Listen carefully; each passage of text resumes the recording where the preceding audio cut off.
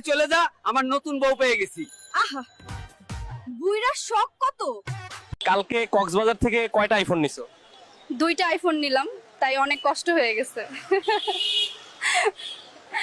ওই মিঠুন, তুই নাকি তোর গার্লফ্রেন্ডের আইফোন কিনে দেস নাই, এই জন্যই দাদু, আপনার জীবন তো প্রায় শেষের দিকে, আপনার শেষ ইচ্ছা কি?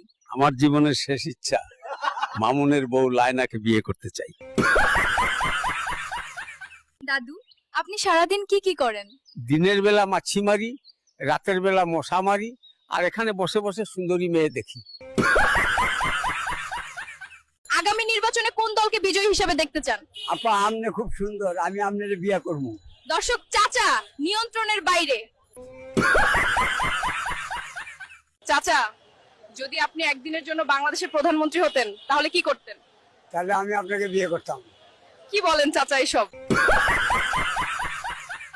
আপনাকে এভাবে উল্টায় ঝুলাই রাখছে কে? আমার পাতলা পায়খানা হইছে, ডাক্তার কইছে উল্টায় ঝুলাই রাখলে হাগা পড়বে না।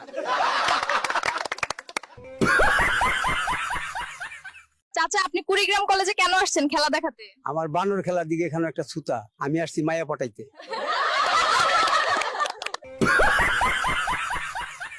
চাচা, আপনি এখানে বেলুন বিক্রি করছেন কেন? আমার বেলুন বিক্রি করা একটা ছুতা, আমার পুকি এই কলেজে পড়ে, তাকে দেখতে আসছি লুকিয়ে।